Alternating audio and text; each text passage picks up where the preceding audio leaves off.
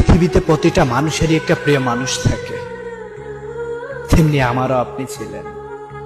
জানেন, সারা দিনটা ব্যস্ততার সাথে যতই পার করি, রাতের নীরবতায় যখন বিশ্রাম নিতে যাই, আপনার সাথে কাটানো মুহূর্ত আর বলা কথাগুলো আমার কানে ঘুমপাড়ানি গানের মতো বাজতে থাকে।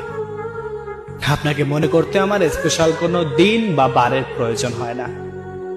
নীরবতা আপনাকে প্রতিটা মুহূর্ত আমাকে মনে করিয়ে দেয়।